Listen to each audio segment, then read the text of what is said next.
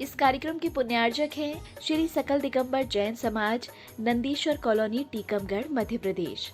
प्रबंध कारिणी समिति अध्यक्ष श्री गजेंद्र चौधरी, लुइस। उपाध्यक्ष श्री डी.के. जैन, दयोदय। उपाध्यक्ष श्री गुलाबचंद जैन, दाऊ, मवई। मंत्री श्री विमल कुमार जैन, मालपीथा।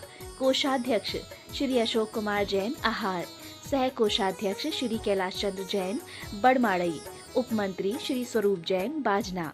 उपमंत्री श्री प्रकाश चंद्र जैन, पिक्कन। ऑडिटर श्री सुरेश चंद्र जैन, दयोदय। ऑडिटर श्री सुरेश चंद्र जैन, पठा। पंच कल्याणक समिति नंदीश्वर कॉलोनी, टीकमगढ़, मध्य प्रदेश। कार्यकारी अध्यक्ष श्री जिनेंद्र जैन, ककड़ारी। महोत्सव निर्देशक श्री विमल जैन, इलेक्ट्रिकल्स। मुख्य संयोजक श्री शिशुपाल नायक, बाबा नायक। कार्यकारी मुख्य संयोजक श्री राजीव जैन, वर्धमान।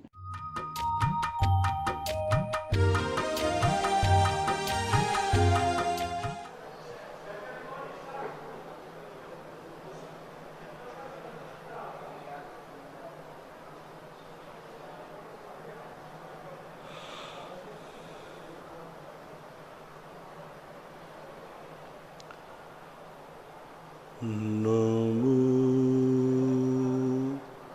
अरिहंताणं,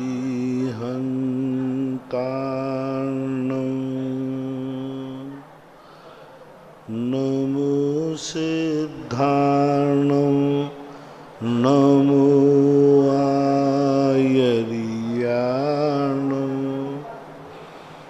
नमो वज्रायाणं, नमो लोये सव्यसाहूणम्। पंच परमिष्टि भगवान की जय। आचार्य श्री गुरुवर कुंद कुंद महाराज की जय। आचार्य श्री गुरुवर विद्यासागर महाराज की जय। परम पूजनीय निर्यापक श्रवण मुनि श्री सुधा सागर जी महाराज की। सभी श्रोतागण एवं जिज्ञासु पूज श्री को नमोस्तु करें। मेघा जैन मुंबई से पूछती हैं, नमोस्तु महाराज जी, मेरा बेटा उल्टे हाथ से लिखता है, उल्टे हाथ से खाता है, तो उसे हम बार बार टोकते हैं, तो इसका भी कोई प्रभाव पड़ता है क्या? ये तो आपको सबसे शुरू में चेक करना चाहिए था। अब बड़ा होने के बाद वो अभी 3 साल का ही है। तो 3 साल क्या, तुम्हें पहले साल से सोचना चाहिए था, 6 महीने से सोचना चाहिए था। उस समय आपको ध्यान देना चाहिए। फिर भी अभी यदि परिवर्तन होता है तो बार बार टोकने से, यदि राइट हैंडर होता है तो अच्छा है, बदलने का प्रयास करो, बदल जाए तो अच्छा ही है। डॉक्टर मगन जैन पूछते हैं आष्टा से, नमोस्तु गुरुदेव, धन की संपन्नता अहंकार को जन्म देती है, वही मन की संपन्नता संस्कार को।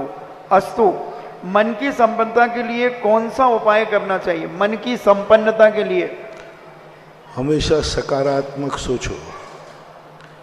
पॉजिटिव थिंकिंग जिनकी होती है वे मन की संपन्नता पा लेते हैं। जैसे आप लोग कहते हैं ना, मन चंगा तो कठौती में गंगा। थोड़े से में भी व्यक्ति बहुत प्रसन्न रह सकता है और बहुत पाकर के भी व्यक्ति दुखी रह सकता है। इसलिए हमेशा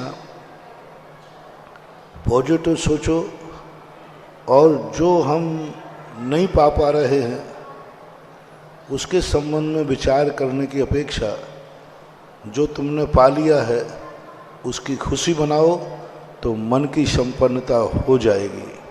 ऐसा।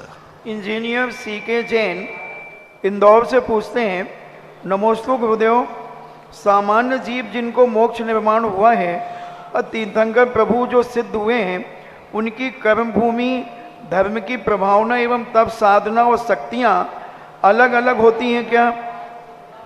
तीर्थंकरों की जो सामान्य मुनि मोक्ष जाते हैं और तीर्थंकर जहाँ से मोक्ष जाते हैं, उन भूमियों की शक्तियाँ अलग अलग होती हैं क्या? सामान्य केवलियों के लिए नियत नहीं होता। तीर्थंकरों का नियत होता है कि वो संवेद शिखर से ही मोक्ष जाते हैं।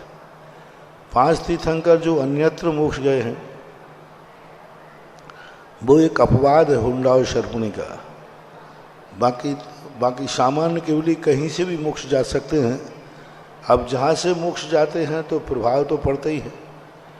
तीर्थंकर के प्रति जो श्रद्धा है और तीर्थंकर उस भूमि से जा रहे हैं जहाँ अनंत तीर्थंकर जा चुके हैं तो प्रभाव तो पड़ता।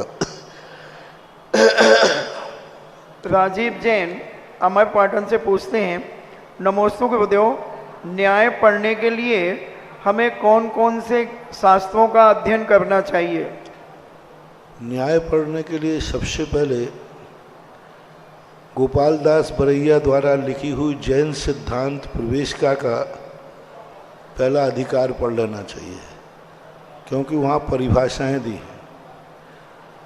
फिर न्याय पढ़ने के लिए सबसे पहले न्याय दीपिका नाम की एक छोटी सी ग्रंथ है, उसको पढ़ना चाहिए। और उसके पहले यदि और सरल चाहिए है तो परीक्षा मुख है, एक छोटी सा पुस्तक है। परीक्षा मुख को यदि पढ़ेंगे तो आपका प्रवेश अच्छा हो जाएगा। श्रीमती अनीता जैन हिसार हरियाणा से पूछती हैं, नमोस्तु गुरुदेव, जिस प्रकार एक अव्रती श्रावक से ज़्यादा निर्जरा व्रती श्रावक की होती है, वह उससे भी ज़्यादा निर्जरा एलक छुल्लक आविकाओं की होती है और उससे अधिक मुनिराज की होती हैं, तो क्या आचार्य महाराज की कर्मों की निर्जरा मुनिराज से अधिक होती हैं? निर्जरा का प्रसंग गुणस्थानों से है, पदों से नहीं है। जो गुणस्थान होते हैं, विशुद्धि होती है, उनसे निर्जरा का स्थान बनता है।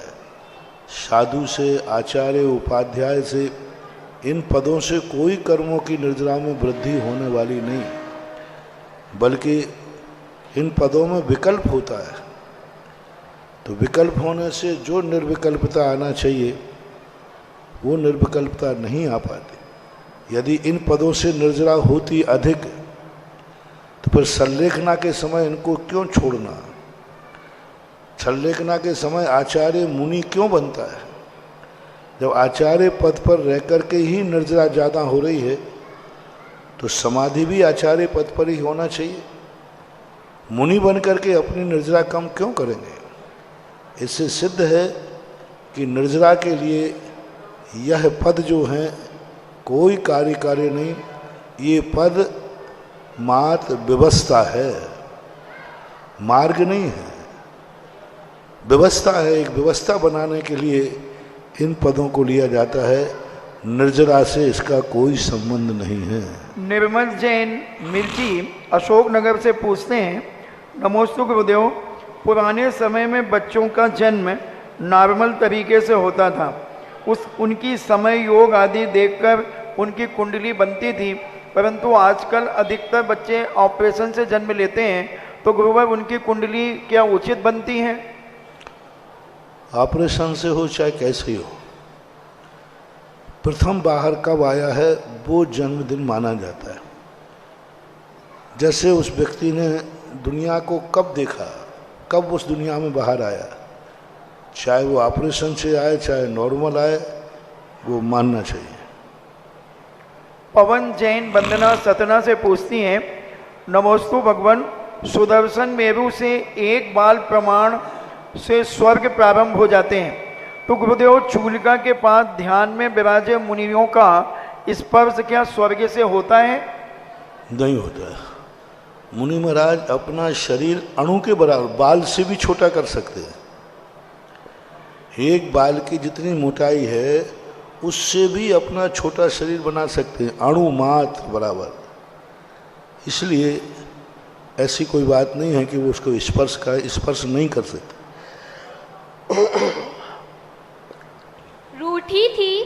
रूठी थी किस्मत मेरी भी, जो अब मेहरबान हो गई है, सुधा नाम से ही अब मेरी पहचान हो गई है, सुधा नाम से ही अब मेरी पहचान हो गई है।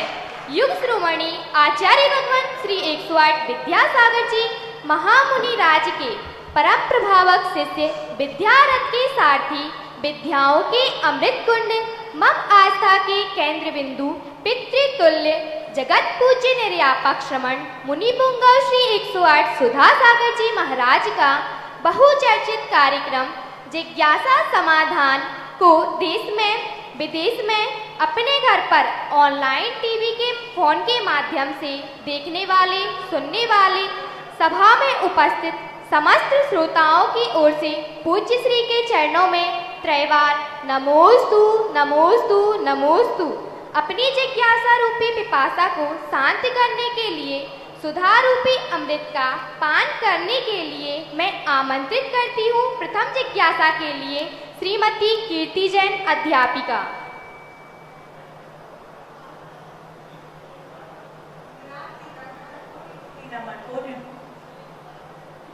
तत्पश्चात तैयार रहें उषा जैन सागर। मुनिराज, मेरी जिज्ञासा है कि मेरे घर के एक छोटे से स्थान पर मैं चिड़ियों के लिए चावल डालती हूँ, चिड़ियों पक्षियों के लिए चावल डालती हूँ, लेकिन वहाँ बंदर भी आ जाते हैं। वो बंदर बहुत ज़्यादा उत्पाद और नुकसान भी पहुँचाते हैं वहाँ पर। तो कुछ लोगों का कहना है कि आप मतलब पक्षियों को दाना डालना या चावल डालना बंद कर दीजिए। तो मेरे मन की जिज्ञासा यह है कि इसमें मुझे क्या करना चाहिए मुनिराज? अब मैं मना करूं तो बंदर भूखा मरेगा, मना करूं तो चिड़िया भूखों मरेगी, हाँ करूं तो बंदर खाएगा। अपना जो काम है वो करते जाओ। चिड़िया क्या बंदर पक्षियों को मारता है क्या? नहीं, नहीं मारता, पक्षियों हाँ तो पर वो भी खा लेता है और पक्षी भी खाते हैं। हम तो दोनों खा रहे, अपन थोड़ा और ज्यादा डाल देना। और डालने से नहीं, वो मोहल्ले में वहाँ नुकसान ज्यादा पहुँचाता है। हाँ तो बंदर उपद्र बनाते करें क्या, उपद्री तो है ही है। नमस्ते गुरुवार, नमस्ते गुरुवार। उषा जैन सागर। तत्पश्चात तैयार रहे दक्ष जैन ललितपुर।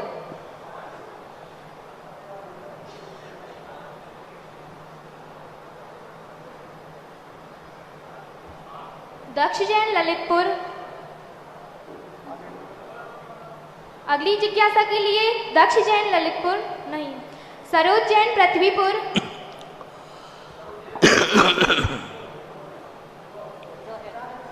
तत्पश्चात तैयार रहे आरव जैन दिल्ली।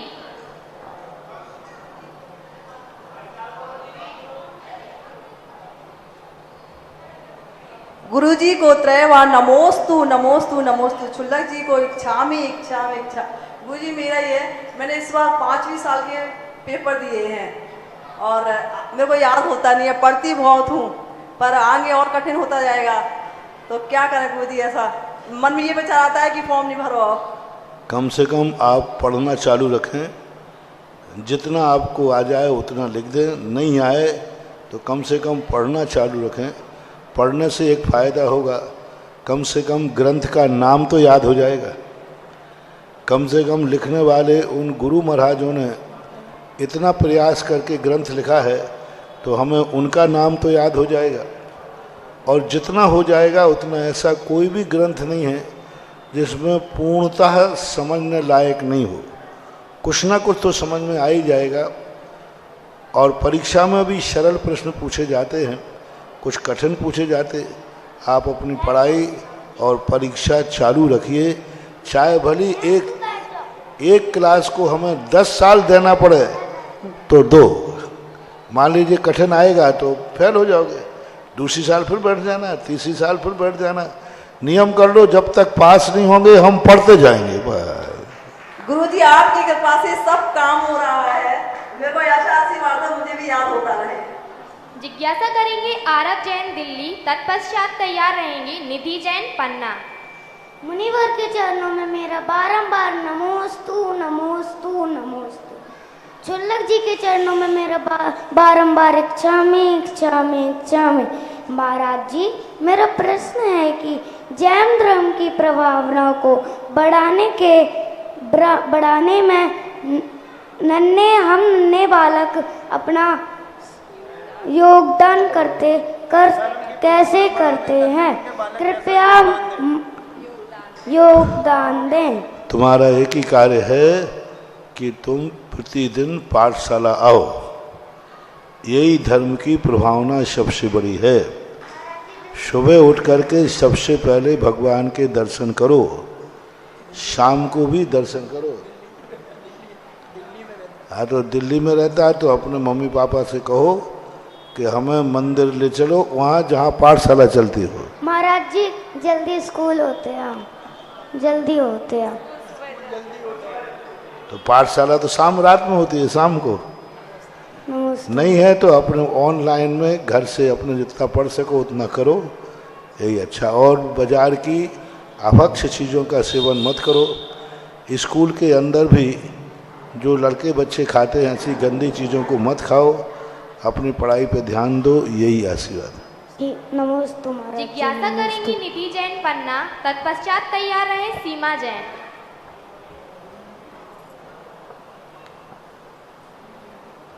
सीमा जैन जिज्ञासा करें, तत्पश्चात तैयार रहे सुमन जैन सागर। जिज्ञासा करें सुमन जैन सागर।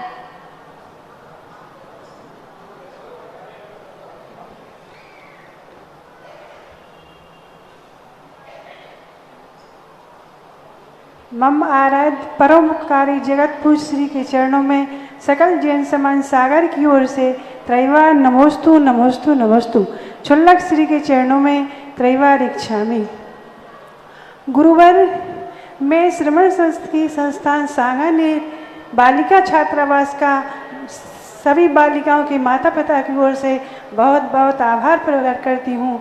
इस बार बालिकाओं ने सिद्धांत शास्त्री की उपाधि प्राप्त कर हम सभी माता पिता को और समाज को गौरवान्वित किया है।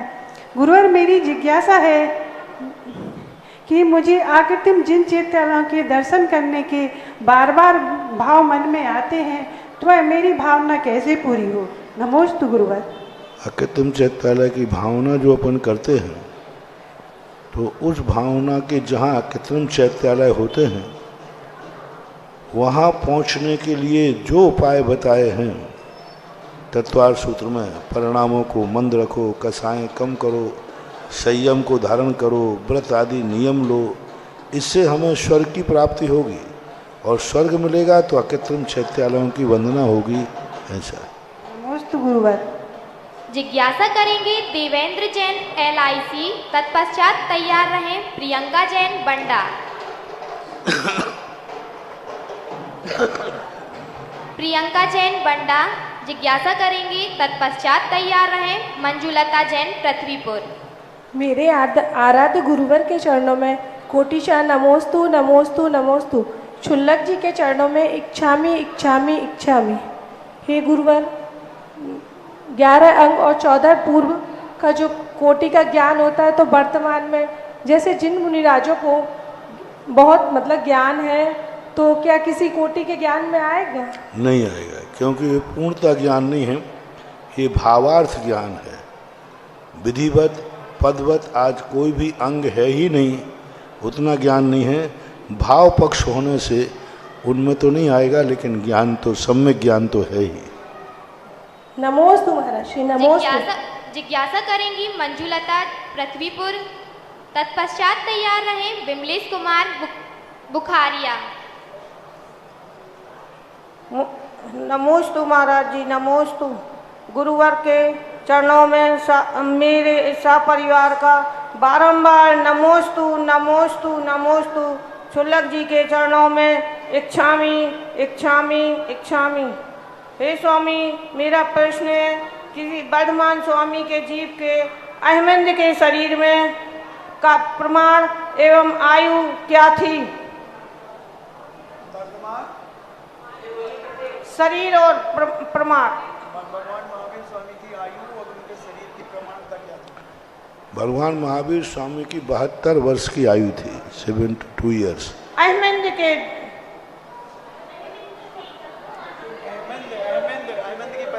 अहमद की पर्याय में तो आप महावीर पुराण में देखिए कि अहमद में वो कौन से स्वर्ग में था, कौन से ग्रेविक में था, तो बताया जा सकता है।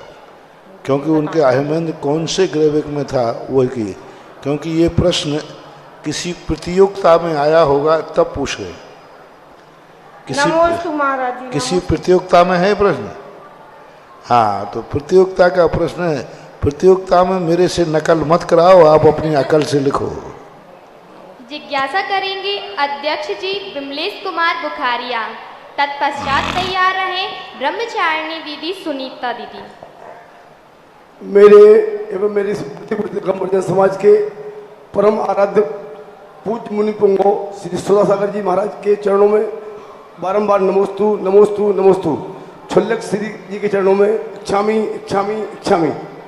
हे गुरुवर, मेरी जिज्ञासा है कि हम लोगों का ऐसा कौन सा पुण्य है कि कल का ऐतिहासिक कार्यक्रम पंचकर्ण महोत्सव में 7 फेरी, उसके बाद में गजरथ प्रतिपुर नगर की ओर चला, और जो इतनी भव्यता के साथ पूरी जनता समाज ने इतनी प्रभावना हुई उसमें कि जनसंत ऐसे होते कि इतनी फेरी लगवाई। इसके बाद में भी संत महामुनिराज हमारे नगर में रथ के साथ में आए।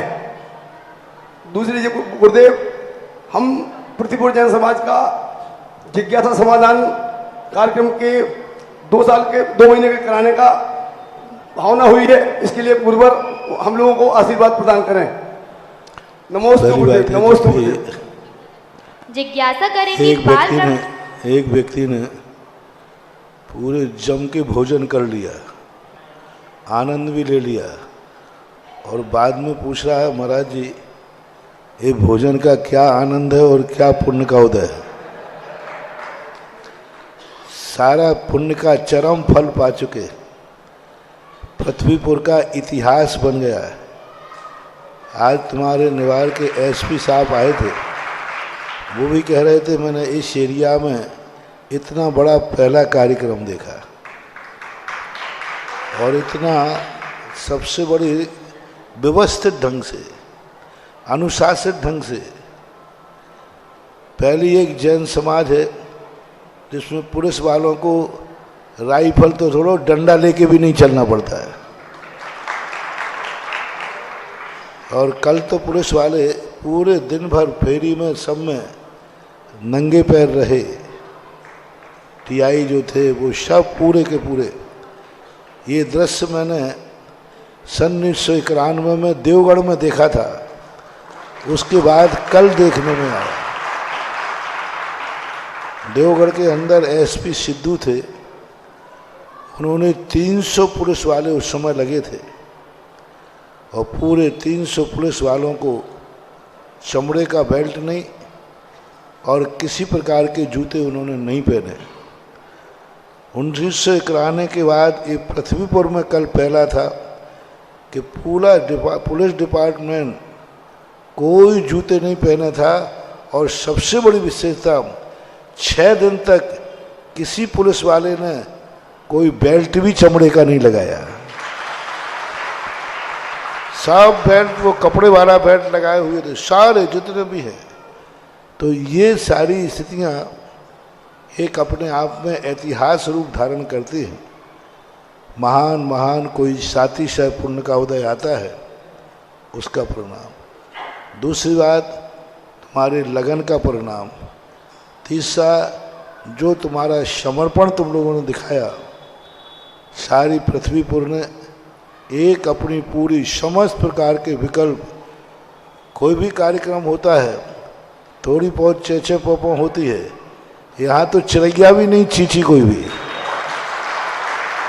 नमस्ते गुरुदेव, नमस्ते गुरुदेव। सब एक आचार और विचार जहाँ हो जाते हैं, वहाँ असंभव से भी संभव कार्य हो जाते हैं।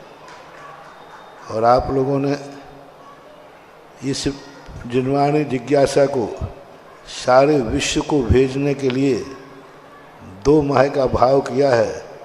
आशीर्वाद है। अच्छा, नमोस्तु गुरुदेव, नमोस्तु गुरुदेव। जिज्ञासा करेंगी बाल ब्रह्मचारिणी सुनीता दीदी। तत्पश्चात तैयार रहें सपना जैन।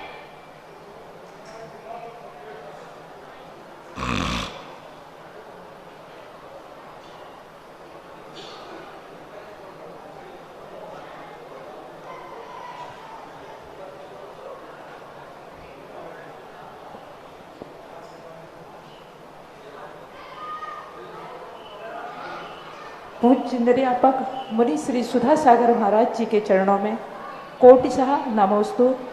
छुल्लक श्री गंभीर सागर महाराज जी के चरणों में इच्छामि। महाराज श्री जी, यह जिज्ञासा मेरी नहीं अपितु जिन्होंने पंच कल्याणक में पुलिस वालों ने सेवा दी थी उनकी और ज्योति यादव की ये जिज्ञासा है। महाराज श्री जी, पंच कल्याणक में जो आपका सानिध्य मिला, इससे जैन समाज ही नहीं सभी समाज बहुत आनंदित हैं। चारों ओर हर्ष और उल्लास का वातावरण छाया हुआ है। महाराज श्री जी, उनकी जिज्ञासा है कि सभी दर्शनकार हनुमान को अंजना और पवनंजय का पुत्र मानते हैं, परंतु सभी दर्शनकार उनको वानर के रूप में अपना आराध्य क्यों मानते हैं? हनुमान का जीवन चारित्र एवं उनका व्यक्तित्व क्या था? कृपया कर महाराज जी जिज्ञासा का समाधान करें। देखो, मतांतरों के संबंध में हम कुछ नहीं कह सकते, क्योंकि अपना अपना सोच है, अपना अपना विचार है। जैन दर्शन के अनुसार हनुमान जी बंदर नहीं थे, बहुत सुंदर थे, कामदेव थे, मनुष्य के समान थे बस। लेकिन वानर वंश इनका था। इनके पूर्वज श्री सेन आदि कोई ऐसा नाम है।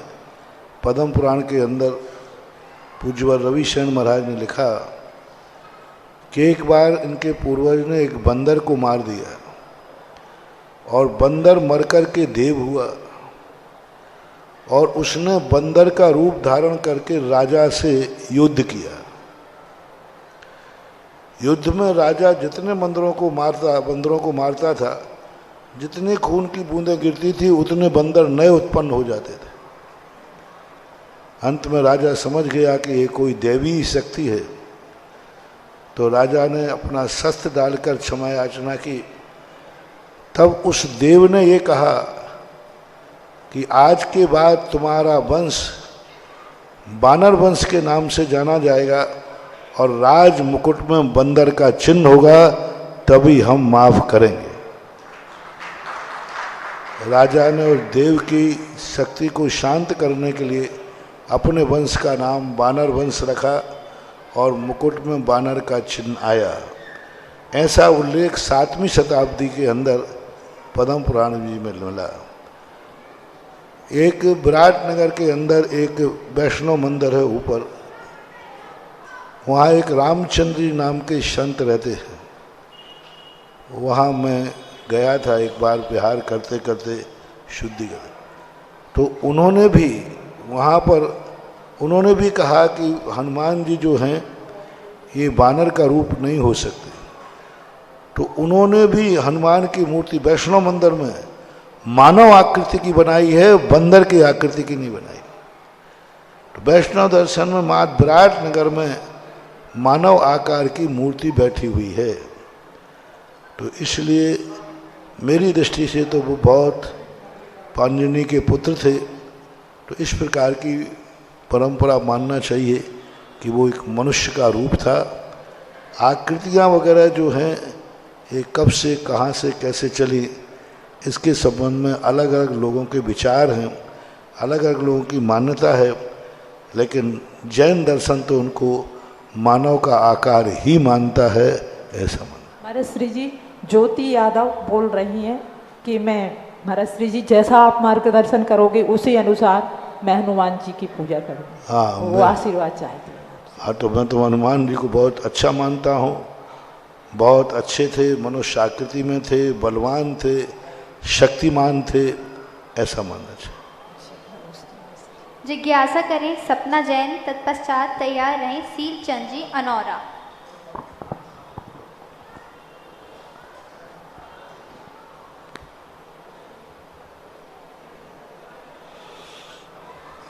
सील चंद जी अनौरा।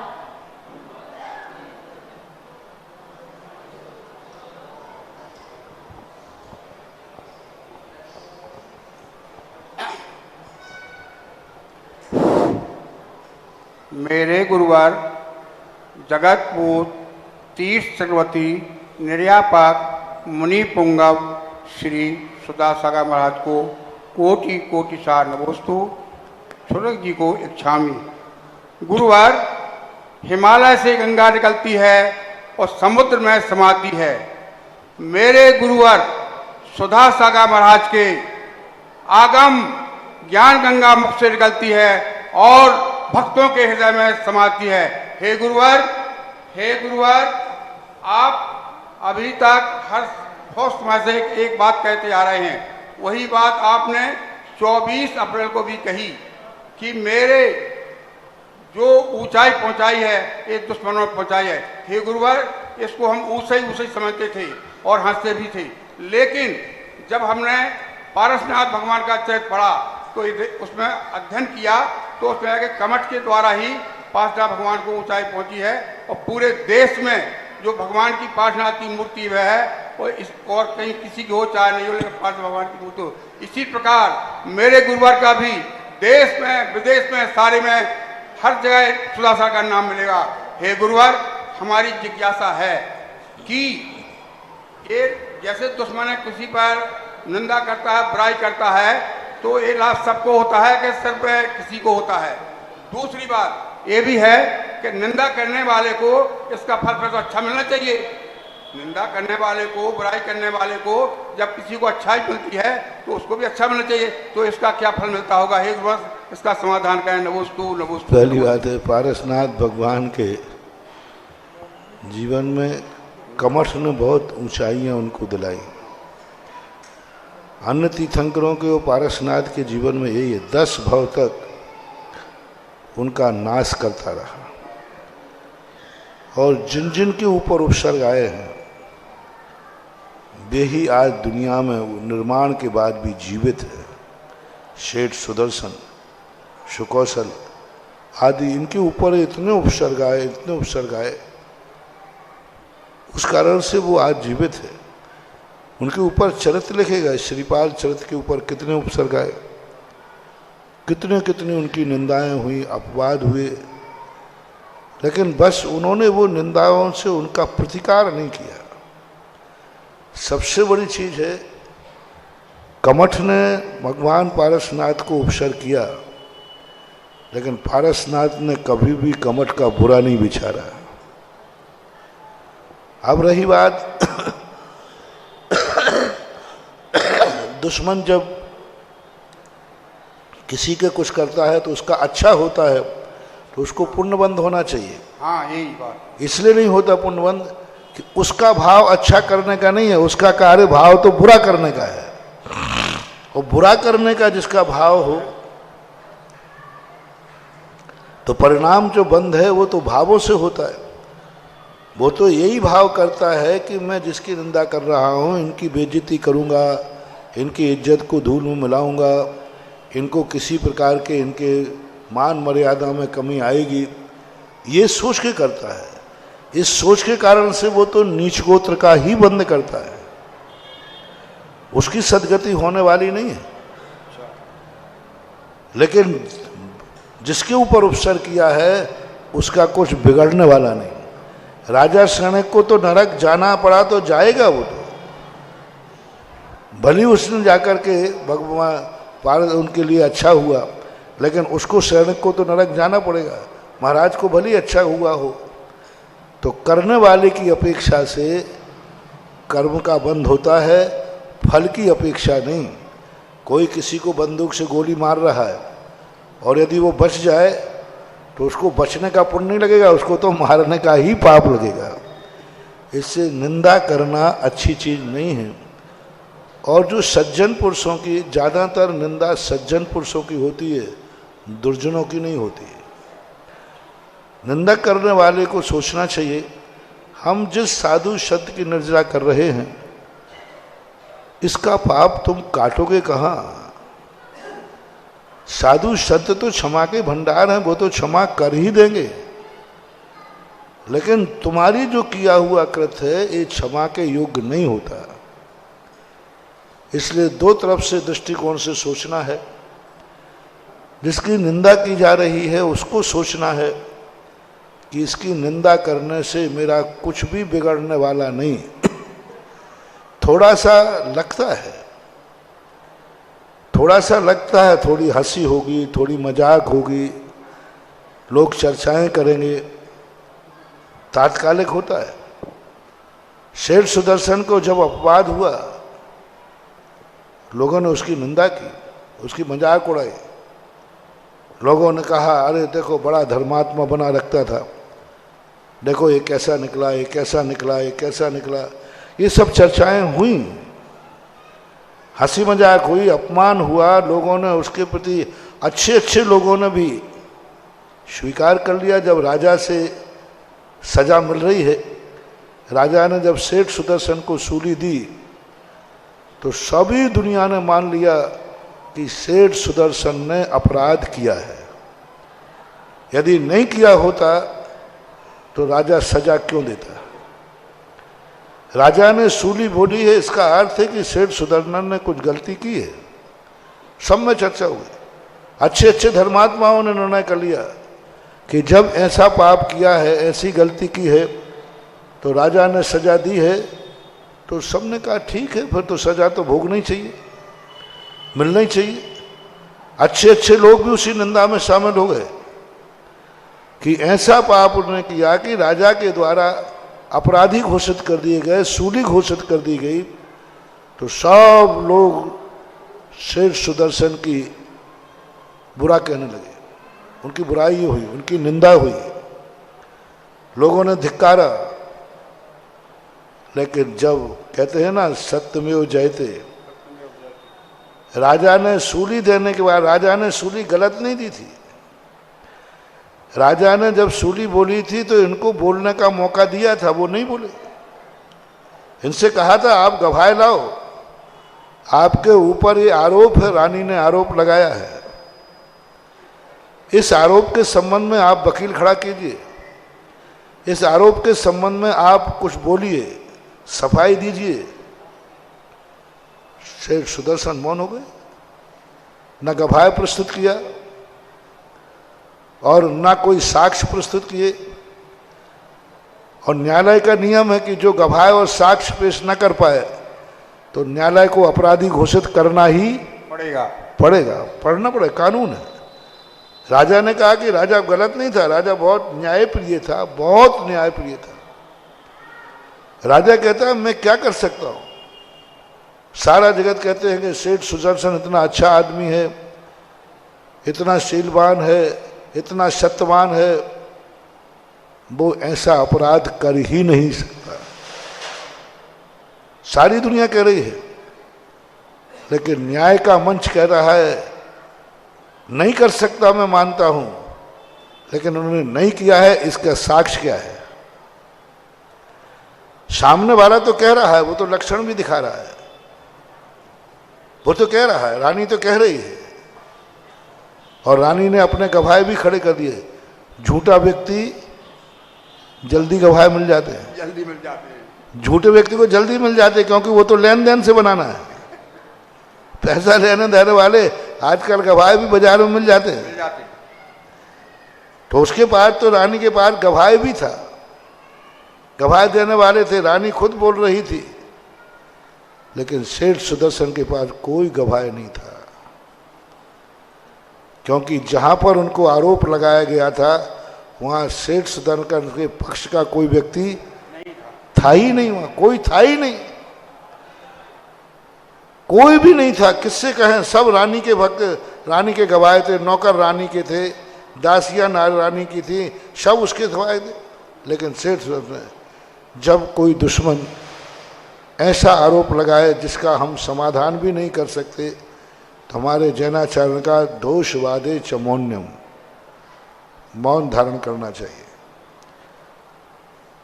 और इसका निर्णय होगा अंत में जाकर के, जब सारे जगत की तरफ से, न्याय की तरफ से सूली चढ़ा दी और चारों तरफ से बुराई निंदा हो रही है, लेकिन जैसे ही सूली पे चढ़ाया गया और जैसे ही लगाने के लिए तलवार उठाई गई, तैसे ही वो फांसी का फंदा गले का हार बन गया और सूली का स्थान सिंहासन बन गया।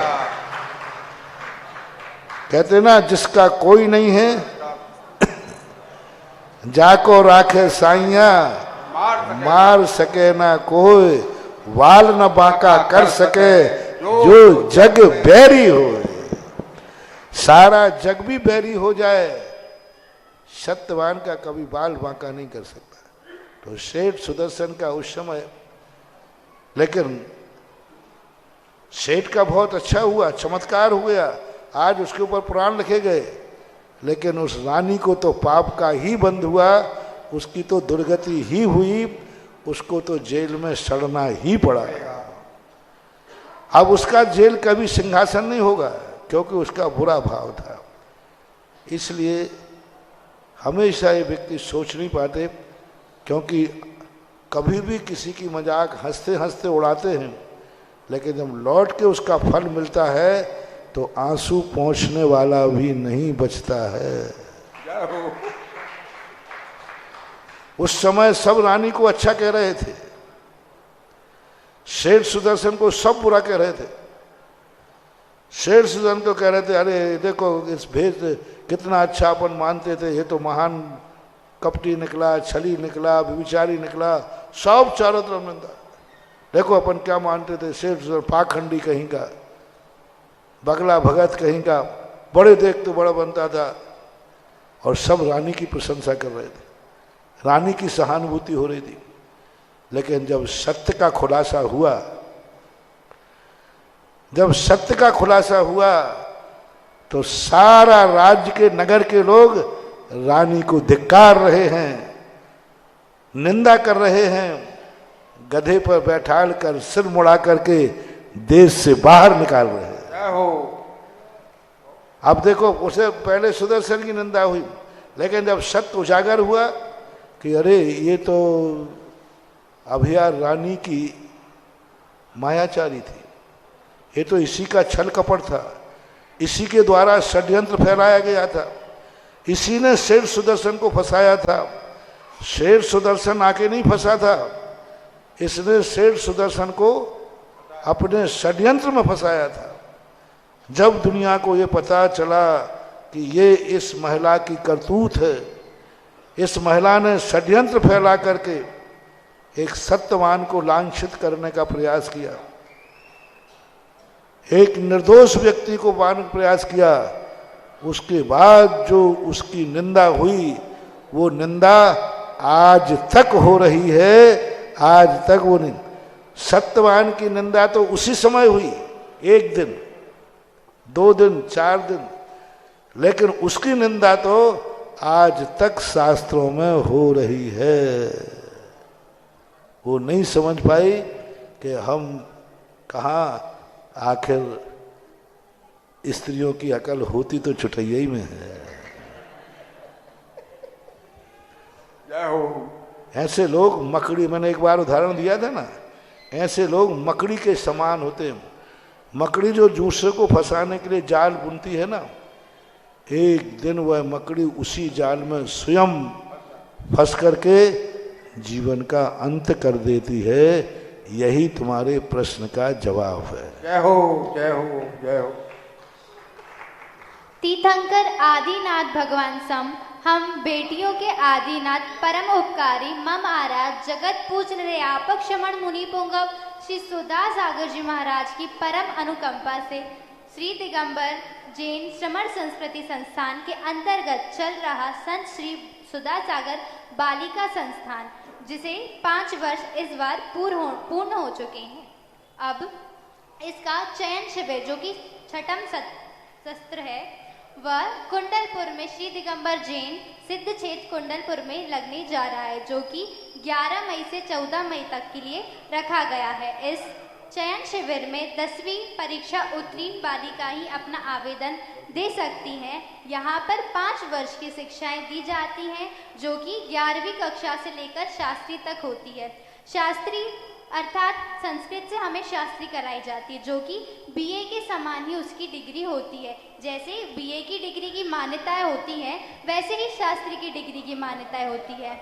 हम सिविल सर्विसेज में जा सकते हैं, बैंक में जा सकते हैं, टीचर बन सकते हैं, प्रोफेसर बन सकते हैं, इत्यादि आदि कार्य, आदि जॉब के माध्यमों में हम संस्कृत की शास्त्रीय डिग्री से जा सकते हैं। जिसमें 5 वर्ष में हमें धार्मिक शिक्षा के साथ साथ लौकिक शिक्षा दोनों का बोध ज्ञान कराया जाता है, जिसे 5 वर्ष पूर्ण हमें संस्थान में पढ़ने के बाद सिद्धांत शास्त्री, जो कि चारों अनुयोगों का ज्ञाता, हमें सिद्धांत शास्त्री की डिग्री प्राप्त की जाती है, जिससे हम पर्युषण पर्वों में प्रवचन दे सकते हैं, धार्मिक शिक्षण शिविर लगा सकते हैं, पाठशालाएं इत्यादि धर्म का प्रचार करने का गुरुदेव के परम अनुकंपा से हमें ये महान सौभाग्य प्राप्त हुआ है। तो जो भी अपनी बेटियों को, रिश्तेदारों की बेटियों को हमारे श्रमण संस्कृति संस्थान संत श्री सुधासागर बालिका संस्थान में भेजना चाहते हों और सिद्धांत शास्त्री की उपाधि दिलाना चाहते हों, वो 11 तारीख से 14 तारीख तक कुंडलपुर में जो चयन शिविर लगने जा रहा है, वहाँ पर ज़रूर भेजें। देखें, ये बच्चियाँ आपके सामने बोल रहे हैं, ये 5 साल की पौध है। 2018 में 17-18 में किशनगढ़ चतुर्मास में इसकी स्थापना की गई थी और ये प्रथम बैच वहाँ पर पहुँचा था और प्रथम बैच में 20 बच्चियाँ हैं, 20 थी 15 बच्चियाँ वहाँ थी, शुरुआत हुई थी। 5 साल में आप देख लीजिए, शुरुआत थी ज़्यादा अच्छे पढ़ाने वाले भी ना हो करके आज देखो कितने अच्छा इन्होंने 5 वर्ष में किया कि आज समाज के सामने, मेरे सामने माइक पर बोल करके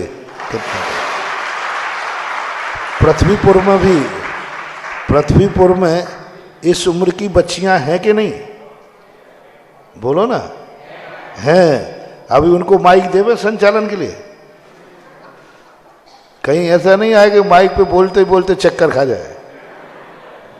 आप देखिए, तुम्हारी उम्र की भी बच्चियां यहाँ हैं, लेकिन आज कितनी धार्मिक मंच पर धार्मिक बात के लिए बोल रहे हैं। ये जिन लोगों ने, सारे भारत के लोगों ने, जिन्होंने 5 साल की मेहनत करके अपने दान से, अपने समर्पण से संस्थान की स्थापना कराई थी, संस्थान का भवन बनाया था, संस्थान के लिए दान दिया था, वे सारे लोग आज देखें 5 साल में आपकी फसल आपके सामने खड़ी है। ये तीनों बच्चियां, ऐसे ही 15 बच्चियां लगभग इस साल प्रथम बैच, पहला बैच 5 साल का निकल करके समाज के सामने समर्पित किया है। जरूरी नहीं कि ये हारिकाई बने, त्यागी वृत्ति बने, लेकिन ग्रस्त भी बनेंगे।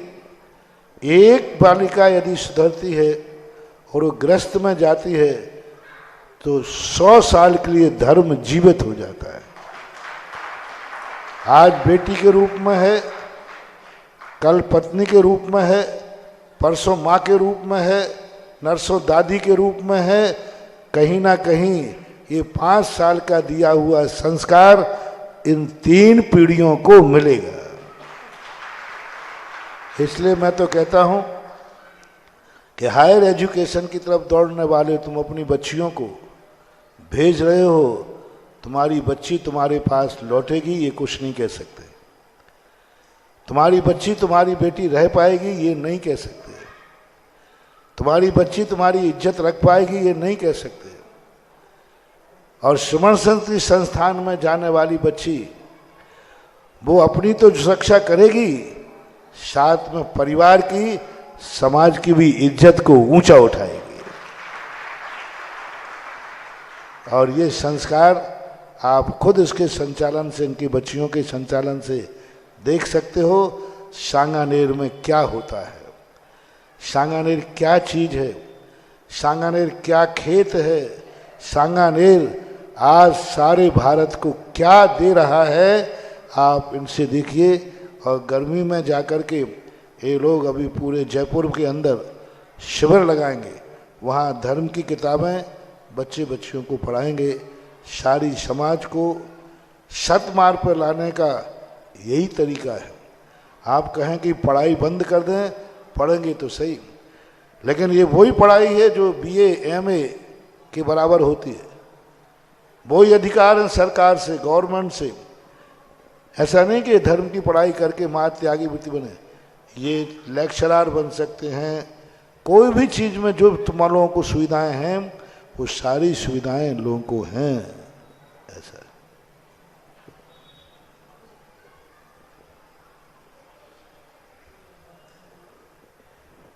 परम आराध्य गुरुदेव के चरणों में त्रैवार नमोस्तु नमोस्तु नमोस्तु। गुरु जी, आपके दीदार के काबिल कहाँ हमारी नजरें थीं, ये तो आपकी रहमत है जो आपका रुख दर है।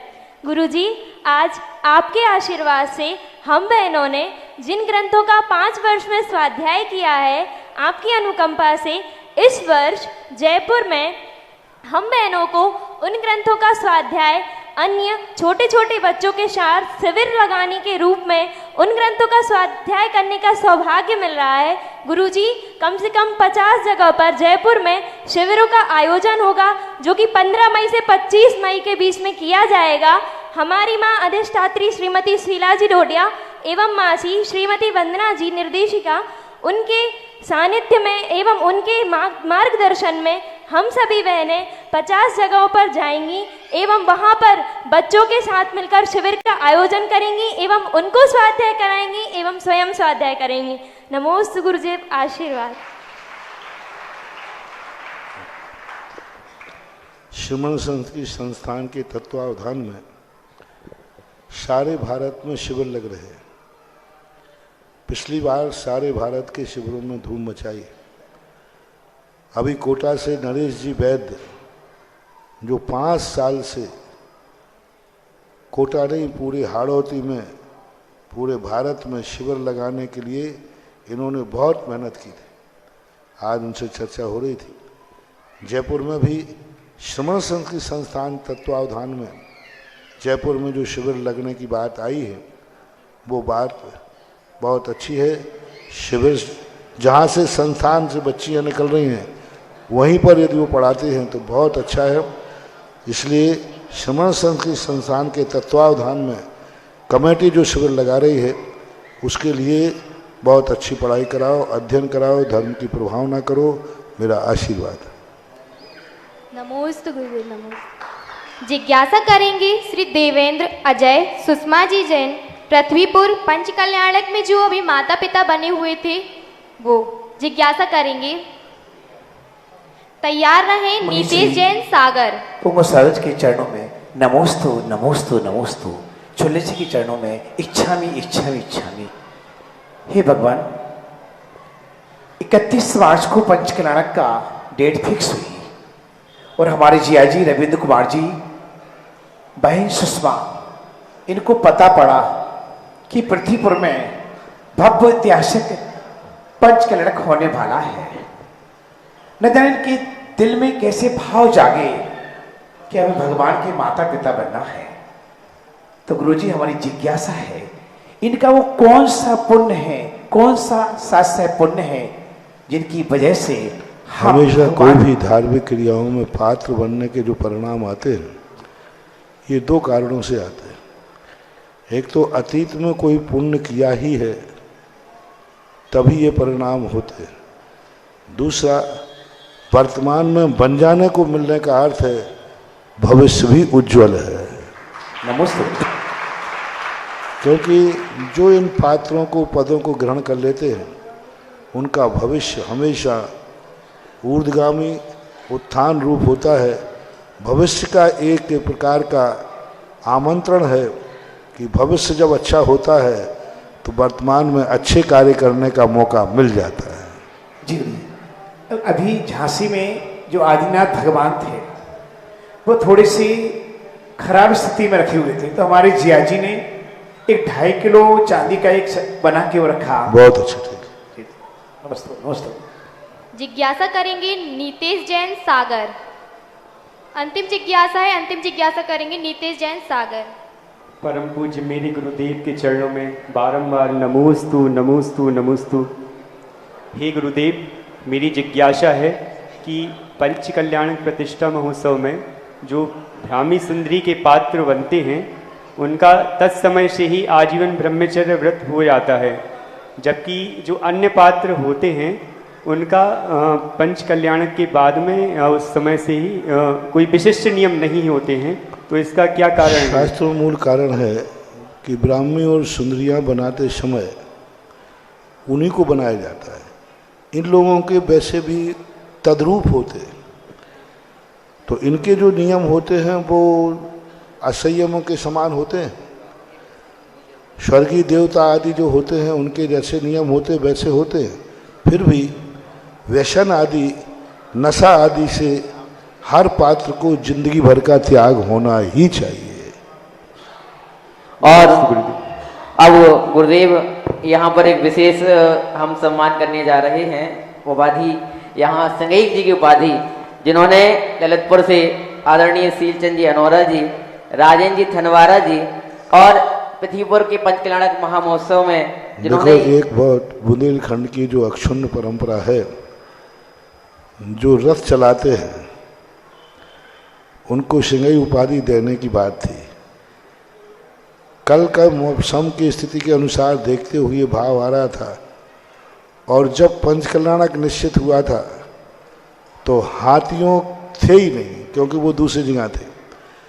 100% निश्चित था कि यहाँ गजरत नहीं चलेगा, क्योंकि हाथी ही नहीं, गजरत वाले हाथी।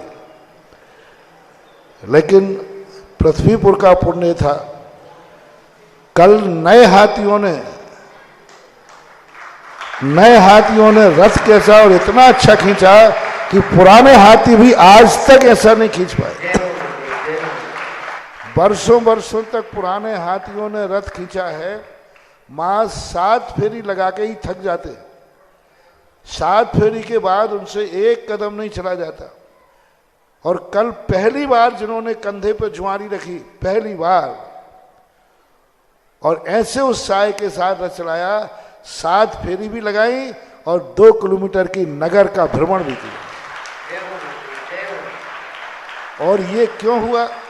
यदि कल रथ नहीं चलता तो आज इस सिंघई की उपाधि नहीं मिलती, पंच कल्याणक में थोड़ी मिलती। रथ चले तो मुझे लगता है कि ये जो महायज्ञ नायक आदि बने, इनके पुण्य ने उन हाथियों में ताकत दे दी।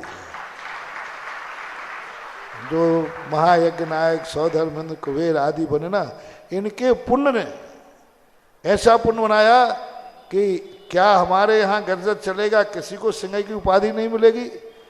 तो इनके पुण्य ने हाथियों में ताकत दे दी, और हाथियों में इतना जोश दे दिया कि कल जो हुआ सारे जगत में पहली बार हुआ। और आज इनके पुण्य से, और जब उनके पुण्य से गजरत चली गया, तो ये वस्तुतः उपाधि के अधिकारी पात्र हैं। पूज्य आचार्य भगवान का आशीर्वाद तो है ही, और पूज्य गुरुदेव साक्षात यहाँ पर विराजमान हैं। उनकी चरण सन्निधि थी तो निश्चित रूप से कोई बाधा या रुकावट तो हो ही नहीं सकती थी, क्योंकि पूज्य गुरुदेव का सानिध्य है तो कभी कोई विकल्प, इसमें संशय भी नहीं है कि पूज्य गुरुदेव है तो किसी कार्य में रुकावट आएगी। क्योंकि पूज्य गुरुदेव हैं तो इसका आप मानिएगा कि जो कार्य है निश्चित ही सफलता को प्राप्त होगा। चलिएगा, मैं आमंत्रित कर रहा हूँ ललितपुर से आदरणीय सीलचंद जी अनोरा जी को, राजेंद्र जी थनवारा जी को, और इस पृथ्वीपुर के पंचकल्याणक और इस महामहोत्सव सिंघई की उपाधि देने का काम सबसे पहले लगभग 200 साल पहले चंदेरी वालों को था।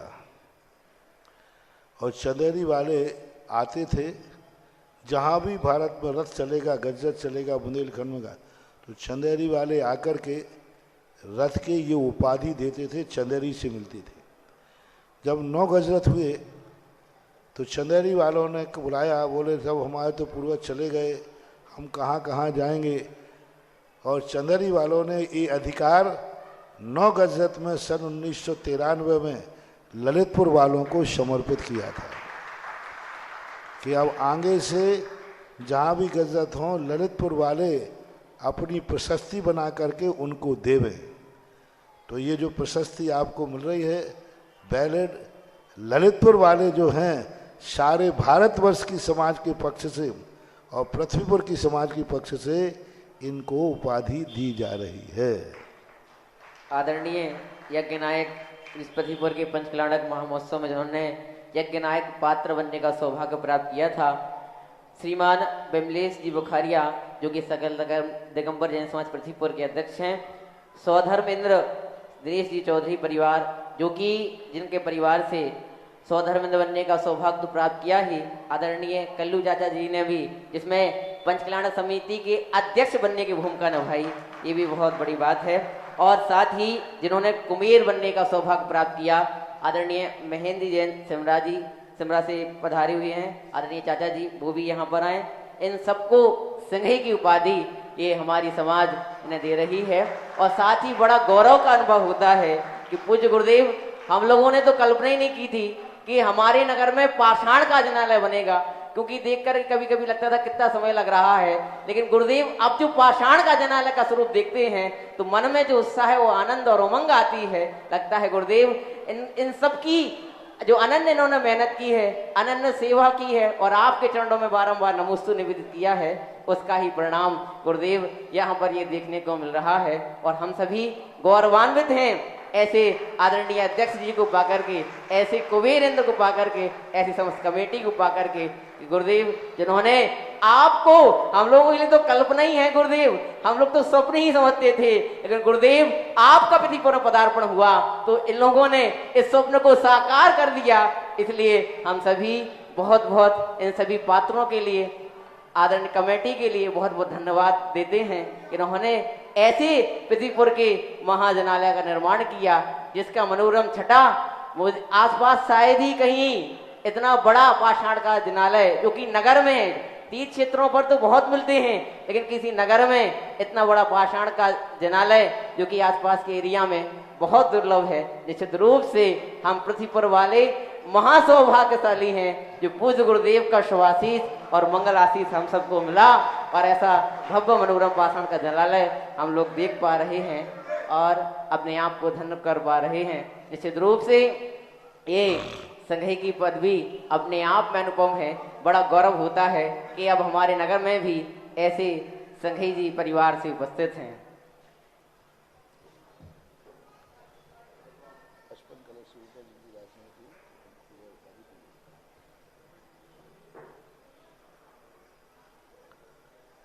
हाँ जल्दी करो, अब देरी करो। तीनों को पकड़ा दो, प्रशस्ति बाद में आ जाए। जिन्होंने भी 55 कलश से ऊपर की राशि से अधिक की बोलियां ली हैं, उनके लिए संघई की उपाधि दी जाती है। निश्चित रूप से उन्होंने अपने धन का बहुत ही सदुपयोग किया है ऐसे सत्कार्यों में। निश्चित रूप से सभी अनुमोदना के पात्र हैं।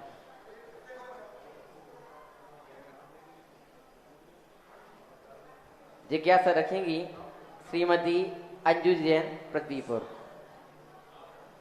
भैया माइक पहुंचा दें। श्रीमती अंजू जैन प्रतिपुर जिज्ञासा रखें।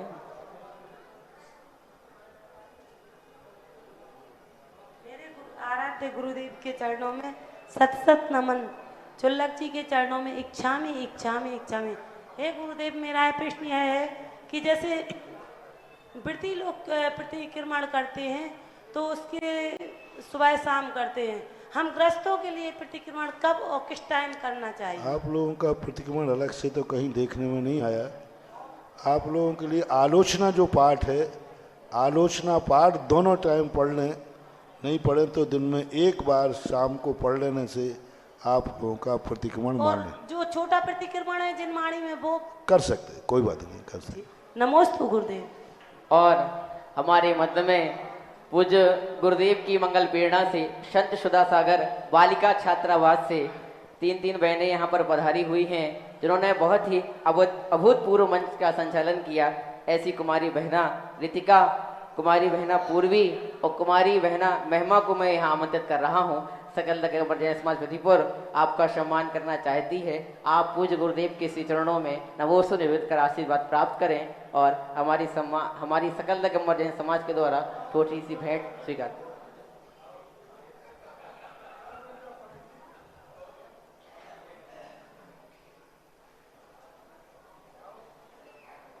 और साथ ही मैं एक बार पुनः ये सूचना आप लोगों को दे देता हूं कि हर जगह की समाज अपने आप में सौभाग्य चाहती है कि पूज्य गुरुदेव के द्वारा हमें अभिषेक की प्रक्रिया का पता लग जाए, वो विधि हमें जानकारी में आ जाए कि कैसे श्री जनेन्द्र भगवान को कैसी विधिका से पांडुकशला पर लाते हैं, कैसे भगवान के अभिषेक करते हैं, वो सारी की सारी विधि हम पृथ्वीपुर वासियों को कल प्रातः काल 5:15 बजे से बताई जाएगी। पूज्य गुरुदेव का यहाँ पर मंगल पदार्पण होगा इसी हॉल में, और पूज्य गुरुदेव की अनन्य करुणा और कृपा होगी कि वो विस्तार से एक एक बिंदु को इतनी अच्छी से समझाते हैं गुरुदेव। इनके तो महिमा का बखान करना ही शब्दों में संभव नहीं है। इसलिए मैं आप सभी को आह्वान कर रहा हूँ, सभी पुरुष वर्गों को, कि कल प्रातः काल ठीक 5:15 बजे आप सभी को इसी पांडाल परिसर में उपस्थित होना है। यहाँ पर सभी मंदिरों की पांडुकशलाएं यहाँ पर लगाई जाएंगी।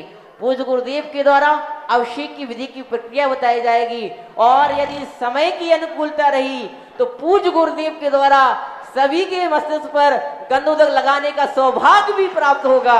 ये बहुत बड़े गुरुदेव का अनन्य उपकार है। निश्चित रूप से गुरुदेव की अनन्य करुणा होती है। कल समय का ध्यान रखना, सभी लोग लेट लड़ी मत आना। और मैं 5:30 बजे ऊपर से नीचे आया और आप लोग नहीं मिले तो फिर ध्यान रखना, फिर मैं ऊपर चला जाऊंगा और फिर नहीं मिलेगा। पूरी समाज कल अपने घर से धोती दुपट्टा पहन के आएगी, और पूरी समाज, स्कूल जाते हैं बच्चे वो आता लगे बाहर गए, यदि पृथ्वीपुर में हैं तो कोई भी पुरुष कल सुबह घर में नहीं रहेगा, सभी धोती दुपट्टा में मंदिर में रहेंगे। ये ध्यान, क्योंकि मैं इतना तुम्हारे लिए बताऊंगा कि ये मंदिर में अतिशय क्या है। मैं चाहता हूँ कि हमारे भगवान का गंधोदक वही बने जो कोटि भट्ट राजा श्रीपाल के लिए बना था। जय हो गुरुदेव, जय हो। गंधोदक में आज भी वही ताकत है, लेकिन तुम लोगों ने गंधोदक की जो महिमा होती है उसकी विधि न जानने के कारण गंधोदक का अतिशय खत्म हो रहा है। इसलिए कल समय का जरूर ध्यान रखना, आराम से आना, बीच में उठने जाने का भागने की आकुलता नहीं करना। पुरुषों के लिए ही यहाँ बैठने की व्यवस्था है, महिलाएं यहाँ साइड में बैठी रहें, मुझे कोई आपत्ति नहीं, लेकिन हाल में पूरे में धोती दुपट्टा वाले पुरुष ही बैठेंगे। महिलाएं सब नीचे बैठ जाएं, या पीछे से कोई दरवाज़ा हो तो वहाँ पीछे बैठ जाएं। और निश्चित रूप से सभी लोग सौभाग्य के लिए तैयार रहिएगा। पृथ्वीपुर के सभी पुरुष वर्ग, सभी जो हमारी सकल तक पृथ्वीपुर के सभी पुरुष वर्ग हैं, पूज्य गुरुदेव के द्वारा सभी को ऐसा सुभाषित प्राप्त होगा। आप लोग सभी को फोन के माध्यम से सूचित कर दीजिएगा कि कल प्रातः काल ठीक 5:15 बजे हम सभी को यहाँ उपस्थित होना है। चलते हैं पूज्य गुरुदेव की मंगल आरती की ओर। चलिएगा, कौन वह महान सौभाग्यशाली पात्र होगा जो पूज्य गुरुदेव की आज की महामंगल आरती करने का परिवार के साथ, समूचे परिवार के साथ आरती करने का, महाआरती करने का सौभाग्य का अर्जन करेगा। चलिएगा, कहाँ से प्रारंभ करें? पूज्य गुरुदेव की महामंगल आरती करने का सौभाग्य। निश्चित रूप से लोग तरसते हैं, मैं कई बार कहता हूं,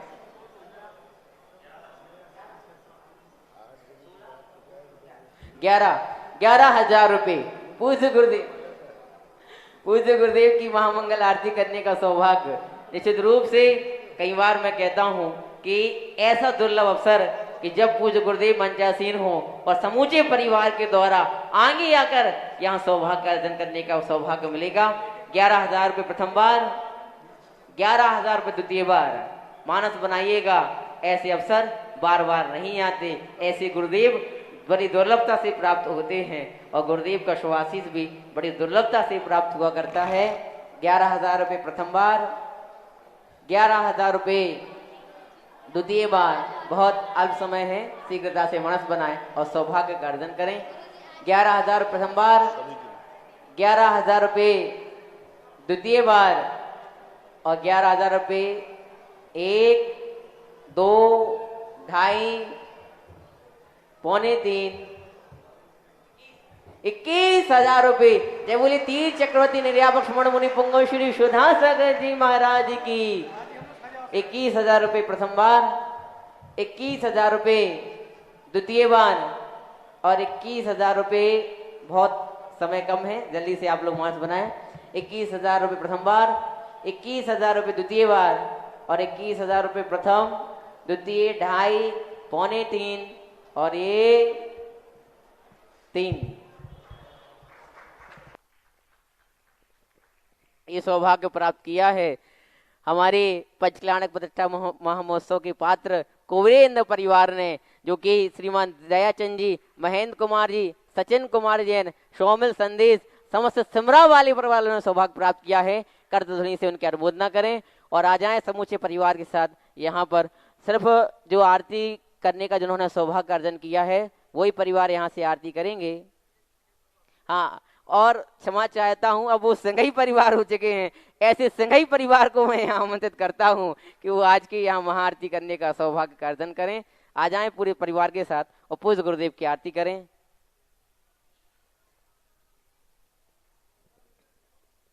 ये आरती दीदी जी प्रारंभ करें।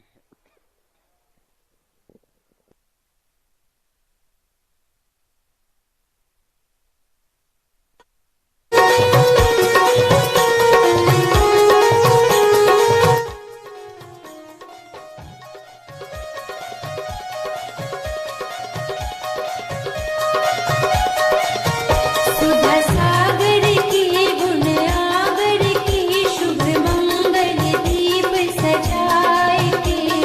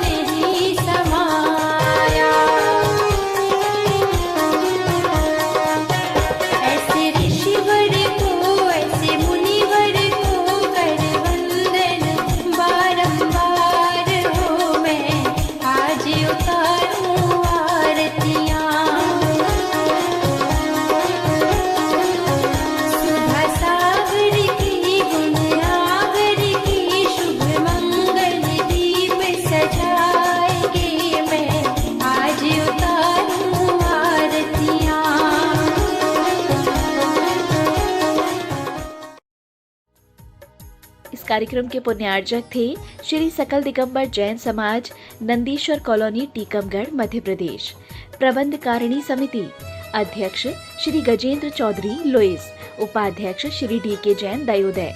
उपाध्यक्ष श्री गुलाबचंद जैन, दाऊ, मवई। मंत्री श्री विमल कुमार जैन, मालपीथा। कोषाध्यक्ष श्री अशोक कुमार जैन, आहार। सह कोषाध्यक्ष श्री कैलाश चंद्र जैन, बड़माड़ई। उपमंत्री श्री स्वरूप जैन, बाजना। उपमंत्री श्री प्रकाश चंद जैन, पिक्कन। ऑडिटर श्री सुरेश चंद्र जैन, दयोदय। ऑडिटर श्री सुरेश चंद्र जैन, पठा। पंच कल्याणक समिति, नंदीश्वर कॉलोनी, टीकमगढ़, मध्य प्रदेश। कार्यकारी अध्यक्ष श्री जिनेंद्र जैन, ककड़ारी। महोत्सव निर्देशक श्री विमल जैन, इलेक्ट्रिकल्स। मुख्य संयोजक श्री शिशुपाल नायक, बाबा नायक। कार्यकारी मुख्य संयोजक श्री राजीव जैन, वर्धमान।